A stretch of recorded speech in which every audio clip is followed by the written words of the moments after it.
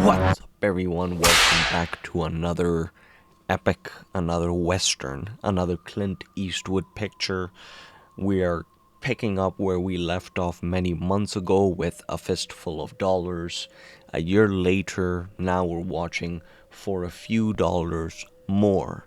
And then eventually, we're going to watch the third film in this sort of pseudo trilogy, or you could call it a dollar trilogy, if you will, with the titular character, the man with no name, starring Clint Eastwood. But yeah, very excited to get back into westerns because it has been, very fun watching specifically Clint Eastwood westerns, but they've been so rewarding, and it's I'm glad to sort of watch it with everyone and seeing how much support there is specifically for these westerns that I might never have heard of, and the comment section being filled with either great tidbits behind the scenes or sort of educational sort of nuggets that we can take away. So I'm excited to get into this picture. I'm assuming it's just going to keep elevating. And yeah, without any further delay, let's get into the picture because, Captain, we are a go.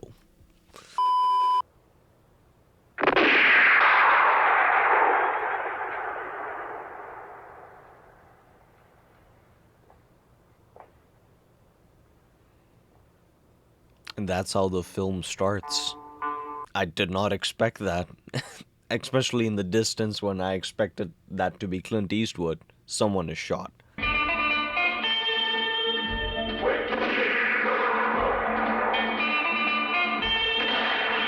Very interesting credits, like this liquid texture. That's one. Number two is, when the horse ran away to the right side, I thought, it was sort of the didactic to non-didactic, like whether it was gunshots really being shot, so that's why the horse ran, or is just part of the score. And whoever this individual is he looks extremely flat, like the entire, like whatever lens they use, the entire picture looks very flat. By getting off at Santa Fe and returning by way of Amarillo, you should be able to get right where you're going. Oh, Lee Van Cleef. He's no reverend. Well, the railroad company be mighty pleased to make any arrangements for any passenger if you want to get off here, sir. I did get off. Thanks. All right, let's go. Well, he's showing off his bullets, his holster probably, and that's enough of an answer to get them to continue on their trip. There isn't anyone got the guts to face that killer, eh?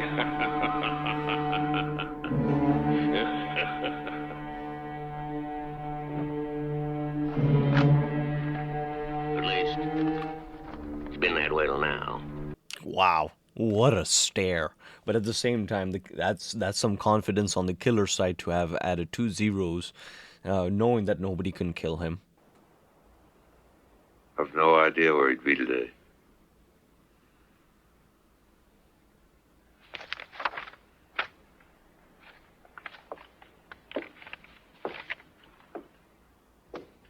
Too afraid to even mention that he's upstairs. Well, who knows who this person is?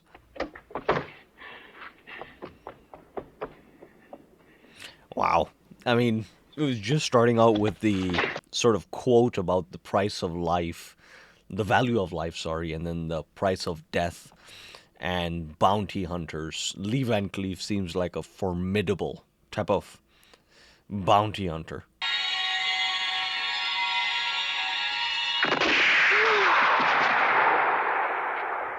Wow. His immediate arsenal. Look at the size of that pistol.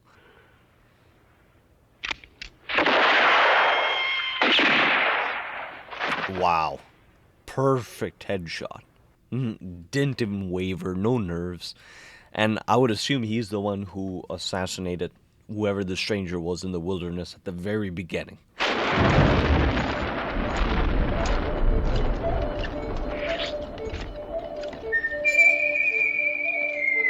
Interesting. So two bounty hunters within the same story, or multiple bounty hunters going after sort of the bounty. There. At that table. He's got his back to you. Thanks. A similar situation to what earlier transpired, but at least in this one, there's a lot more variables. 2 cards.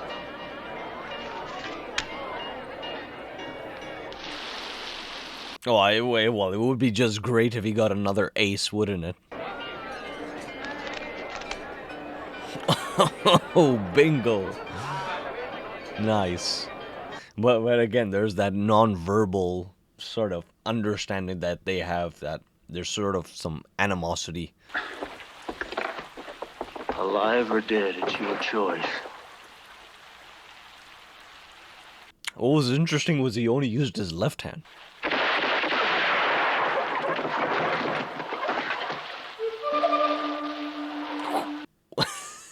Okay, now I know why he used his left hand. He's a quick right-handed shot. I think you people need a new sheriff.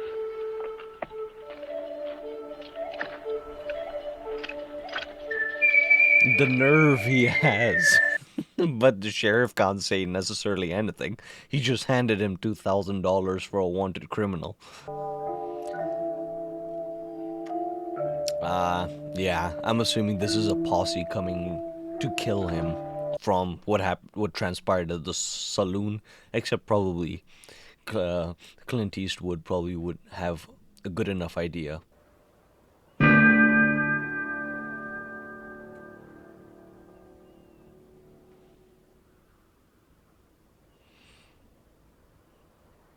Oh no, that's not Clint Eastwood, that's someone else.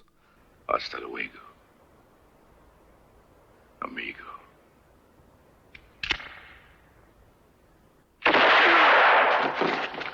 Okay, he's an inmate and his posse is breaking him out. I'm letting you leave, hero. That's so you can tell everybody you've seen what takes place here. Yeah, this guy's deranged. Shooting people in their face.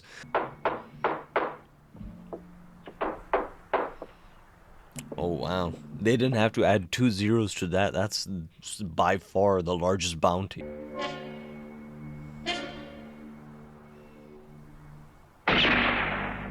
The way it seems is almost as if he's laughing at the reward prize. Please let him go. I was the one, you know that.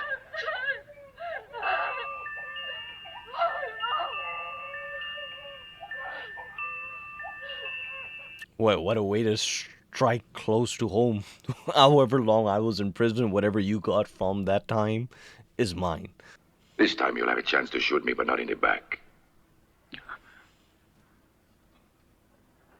Let go. In this scenario, you're sort of vying for the bounty hunters to, capture him dead.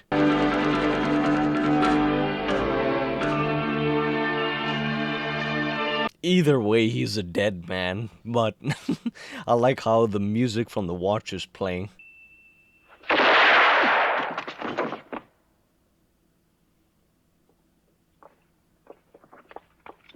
All three of them, the Clint, Lee Van Cleef, and this villain have great stares.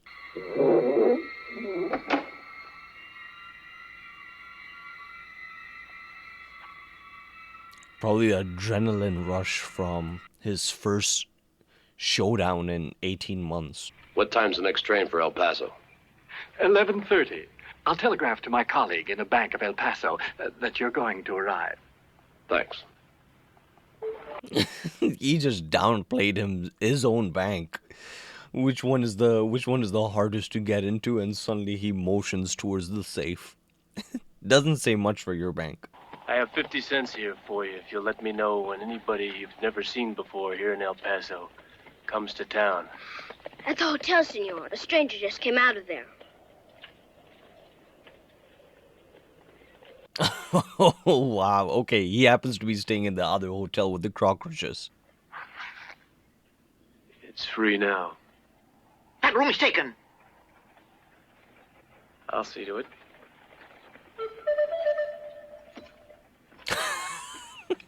You can do that, apparently. Well, nobody can just do that.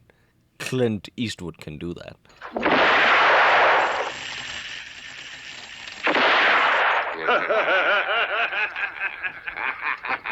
Hello, my friends.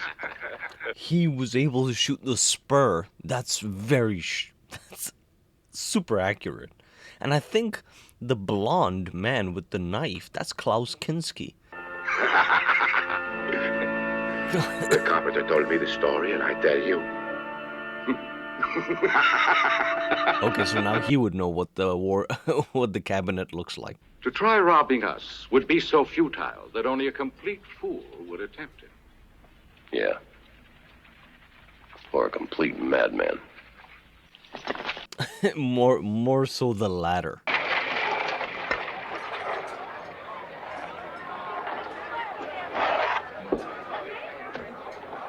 Interesting to see how, the man with no name and Mortimer, how they both do their own research.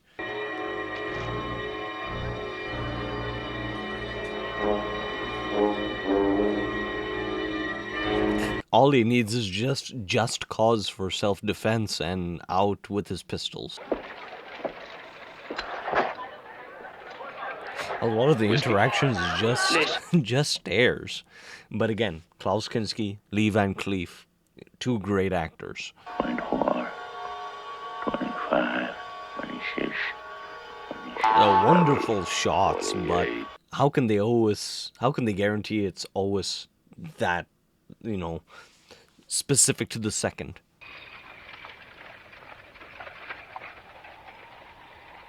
Oh, that's...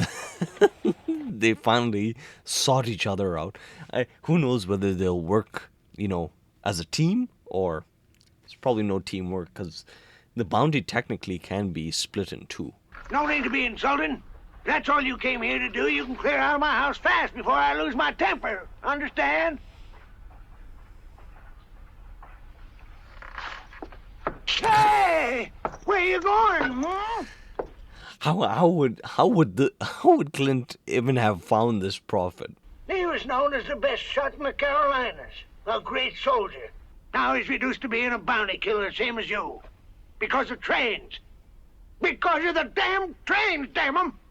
Pooh! Because of the trains.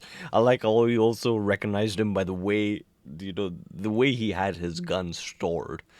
And sort of goes to Mortimer's, style of operation, this sort of very methodical, and very,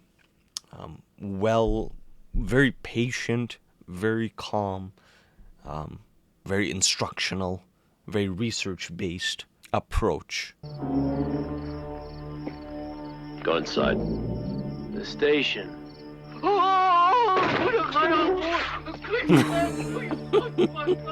Well, the two heavyweights, I'm not surprised he just left it on the floor.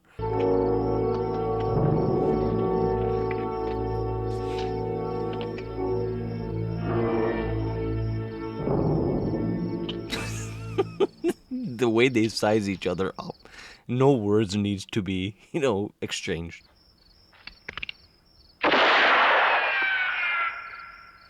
Oh, he's just toying with him. until Mortimer does something.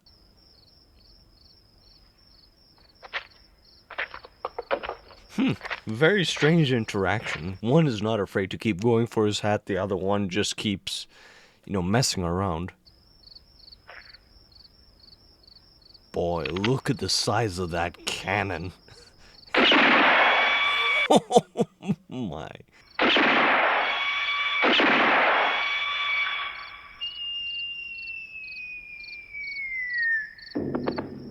That's one way to show off your skill and to show that they're both of equal stature and gain each other's respect. Well, I don't believe we ought to start another fight. But you forget one small detail. What's that? I want to get my hands on Indio, too. Sure. They both want to retire with the 10 grand. As you're aware, When two hunters go after the same prey, they usually end up shooting each other in the back, and we don't want to shoot each other in the back. Oh no. Well, everything can be divided by two. The bounty, the 14 men, each kill 7. I have my information, Colonel. No, when all said and done, I think I might just take you up on your proposition. The clear difference. You know, Mortimer has a notebook with each price for each head. Who's Sancho Perez? A friend of Indio's. Right now, he's cooling off. He's cooling off in Alamogordo jail. How do you know all this? I've got my information, too. Naturally, you'll have to arrange for his, Escape. Yeah, that's how he joins the band.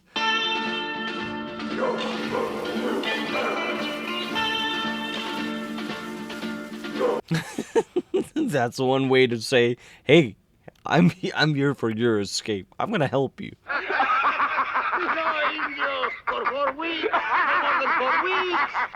Well, technically, the man with no name, he's in the papers. That's how Colonel found him. And unless they do their due diligence, they will know who he is. Well, such a big reward being offered on all you gentlemen that I thought I might just tag along on your next robbery. Might just turn you into the law.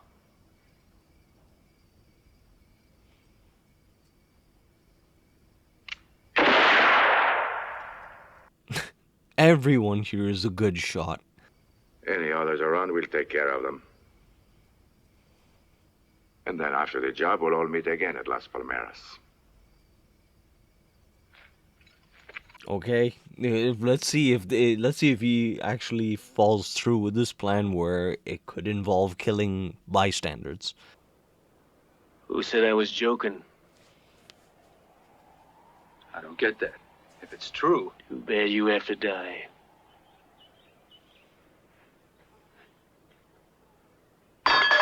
What is...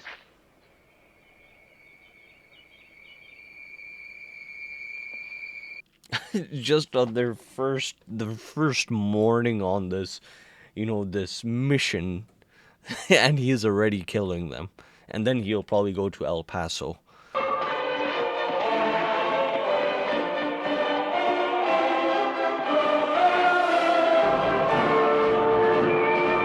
Yeah, very smart. Well, everything is going to plan. Eventually, when they get to El Paso, it will just be up to them too.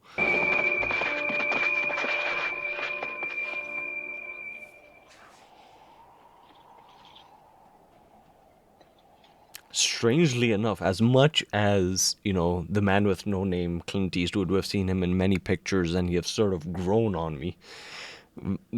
Colonel Mortimer, I really like his character. Hopefully he stays alive through this film and he makes it to the next.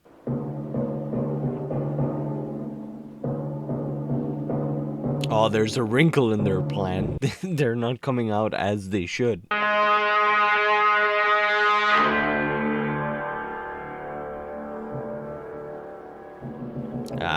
It would seem like they will come from where the cabinet is and sort of, I don't know, use dynamite and capture the cabinet instead of going through the front of the bank.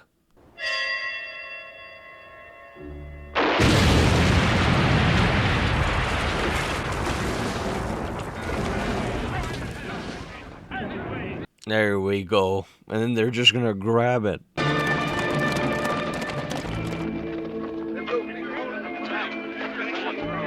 And now both of them have to get on their horses and sort of chase after them, unless they're gonna do it some other time. I have an appointment with Indio, and I'm not going to let anyone else interfere. You're certain about that? That's right, Colonel. All right, in that case, I'm sorry. Well, probably a flesh wound, but I can't believe he actually did attempt to shoot him. Try to convince Indio to go north, and then go along the Rio Bravo. It's a good spot for an ambush, and we can get him between two fires. Yeah, you on the outside, me on the inside, right? Mm-hmm. North?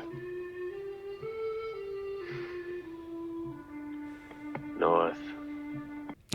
This is completely up, Colonel's, sort of alley because he's a strategist, right? He was in the army, so it's completely his style to have somebody on the inside and strategizing, like, to have the best position possible to infiltrate.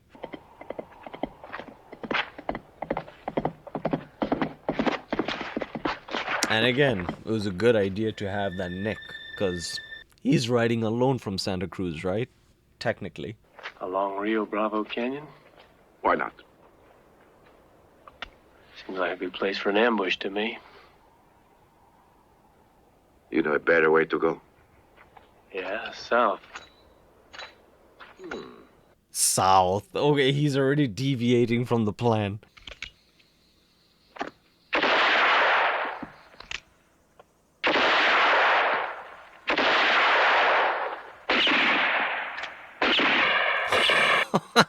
The colonel's already here. Well, that's one way to habituate yourself and to say, okay, I'm not here for any trouble. Look, I'm helping the kid with some apples. But the colonel is already here. How he got there so quick? How did he know they were going east?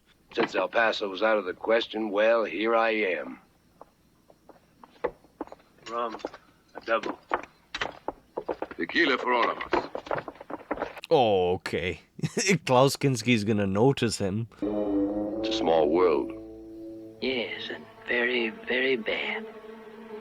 Now, come on, you light another match. Okay, his hunchback is extra pronounced, but hopefully Man with No Name will do something.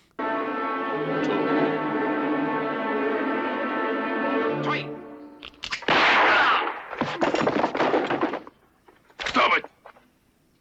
You're kidding me. Interesting. In this case, I can see Indio actually recruiting him.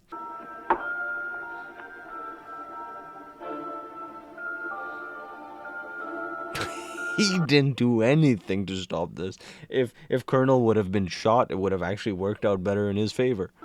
What'll it cost? 5,000. Two's all I'll pay you. 5.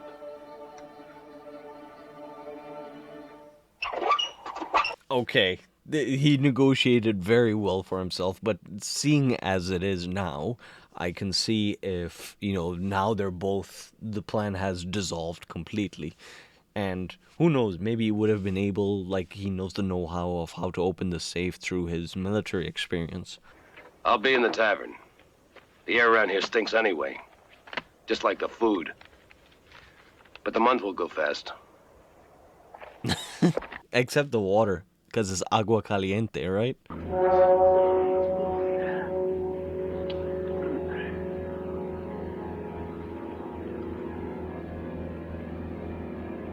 Okay, whatever he's doing, he needs to be careful that he does not see himself close to the safe or wherever the locked door is, otherwise suspicious, right?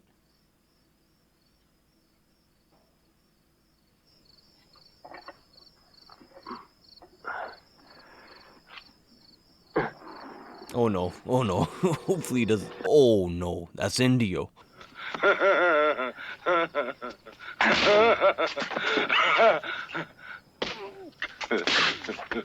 There must be something Indio can probably use them for besides, his torture entertainment.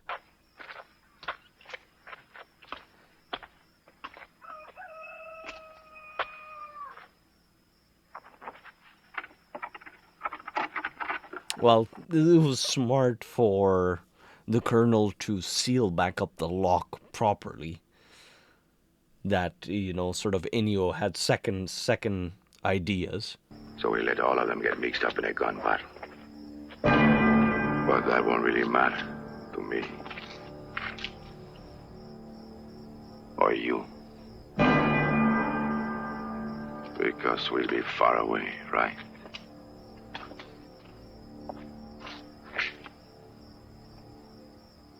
And we'll have all the money. Wow, the plot thickens. He already knew that they were bounty hunters, and now he's gonna have them execute each other until both of them are just standing. But I didn't kill him, Indio. I didn't do it. Lucilio, it's difficult to prove that. Indio. Oh I am boy.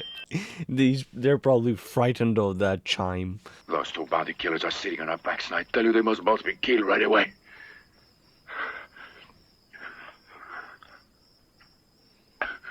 We can't let them go free. Quite the orchestrated plan, and again, Indio he's a very interesting villain. Like his dream sequences, his sort of stoic nature, but then at points he has these outbursts of emotion. All right, come on now, open it.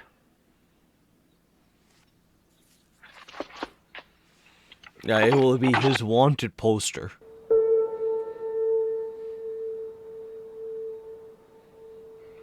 Leave Indio to me. All right. Okay, would you look at that? They're splitting the difference. He gets everybody else, and he gets Indio. Well, their bounties probably have raised up to the point where the bank bounties, to the point where they both get a good chunk.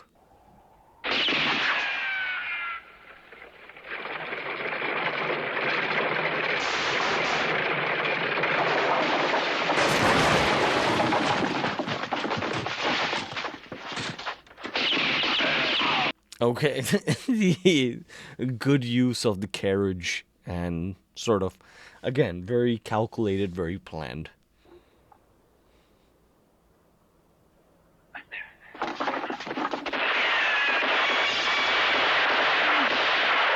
A good use of a disguise. It fooled them.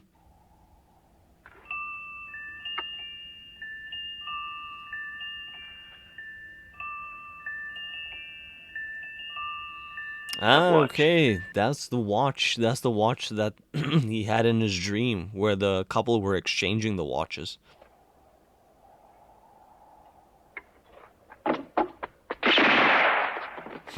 Steady hand does it. When the chimes end, pick up your gun. Try and shoot me, Colonel. Just try. Just try.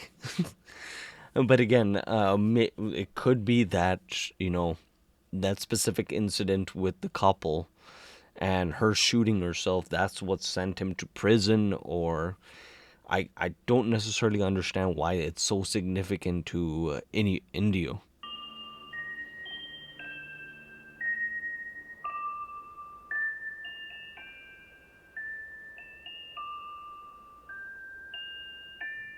Well, doesn't he have his hand pistol as well that he can sort of take out from his wrist? Now we start.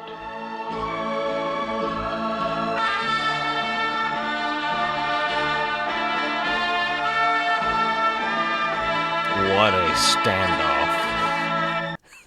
Wow.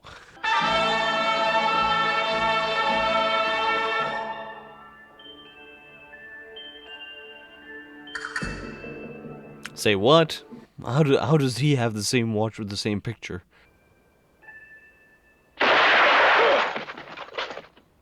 Oh, great. Ooh, well, I don't know if Indio wanted to get shot. He was telegraphing his movements so clearly. Bravo. Rio Bravo. Naturally, between brother and sister. My gun? Okay, it explains it. I was wondering where the relation was. No, it's all for you. I think you deserve it. What about a partnership? Maybe next time. I guess to him all that mattered was that Indio was dead, and that he killed him.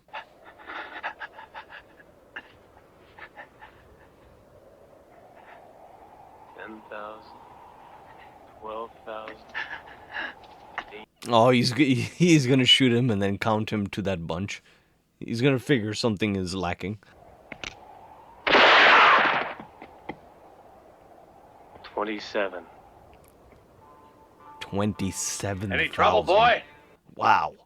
Thought I was having trouble with my adding. It's all right now.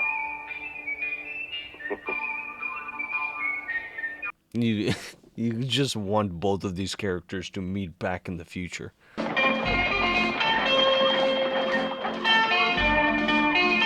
Well, according to his own sort of rationale, 10,000 would have been enough for him to retire. So now 27,000 is a most definite, you know, sort of, and he has the loot money he just got. So more than enough to retire.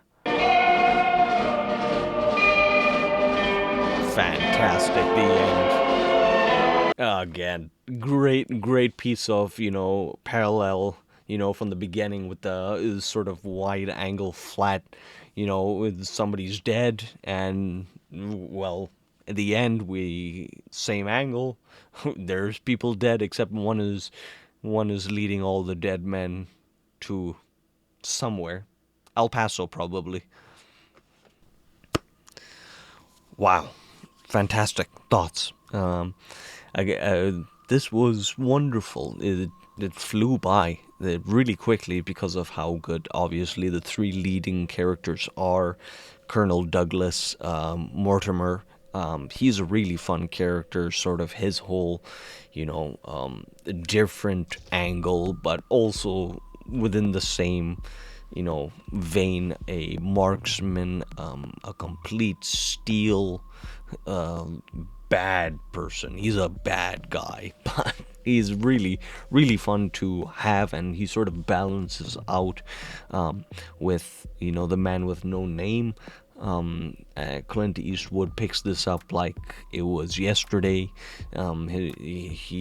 It's just so effortless, his own performance, and throughout the films it just works so well because he's wearing the same outfit through in and throughout. He smokes the same cigarette, he has the same gun, although I don't know if he has the same gun because it has that emblem of a snake at the handle area. But Indio is as well pretty interesting. It slightly lost me, or maybe I might not have understood sort of his relation to Colonel Douglas' sister. Why was it so specifically her? Or it could have just been a random chance where he preyed upon someone or a couple, and it just so happens that he preyed on the wrong family, to the fact that Colonel Douglas suddenly is now after him. Or again, it happened all by chance, right? Because he was within that vicinity of collecting bounties that his Indios sort of escape, and his own, sort of bounty poster was up, and it just so happened that the colonel found it. And then there's this crusade of, a chase, and the plot thickens with, Clint Eastwood being on the inside, and this grand scheme of how they're going to eventually kill this whole posse and collect this bounty. Everybody lives happily ever after, except no character is necessarily, without a shadow of a doubt, a good character. It's all within the morally gray zone. I find myself rooting for some people, at sometimes not rooting. Indio is sort of an interesting, sympathetic character, a really well done villain that was given just the right amount of screen time. It was not overly done. There was just enough for everyone, and specifically the two characters that are sort of going to move on to the next film. Hopefully, obviously, with the man with no name carrying the next film. But the end standoff, it's superbly iconic. It is very iconic. Just the framing of it all, the score sort of adds to the grandness and the scope of this entire operation, and sort of fills the landscapes with so much character and so much. It's a high stake, I don't even know what you would sort of call this. Is it a chase film? Is it like a heist film? What subgenre would you categorize this in besides, Western being the primary genre? But yeah, really, really, really fun film. There's probably a lot of dialogue that is iconic, but more than that, is a really fun film to watch, and yeah, Indio was a great villain. Like this, like in the middle of it all, I was just thinking, this is how you would probably want to have a villain portrayed. Where there is sort of a deeper level than just the villainy and just the chaos of it all. Although, did I understand it? Slightly missing, and sort of you guys can help me fill in the blanks there. But other than that, great piece of filmmaking as always. Great addition to the Dollar Trilogy, and until the next one, if I'm not mistaken, it is The Good, the Bad, and the Ugly. Until the next one, we're going to stay. Um, we're gonna stay safe. We're gonna stay calm. We'll stay within the legal system and don't do anything illegal. Don't cause a bounty to be over your head. And enjoy, guys. This was a fun one. What's up, you cinephiles? Thank you very much for making it to the very end. Me and Big Willie don't take that for granted. We really appreciate you. Now, if you would like to show your support to us, you know what you can do up here. You can smash that button, really just smash it. And if you would like to check out some more content, they're all curated by days up over here and playlists. So, you know what? We hope you're having a great day. Don't crumble and just continue to smile and be a good bastion of cinema.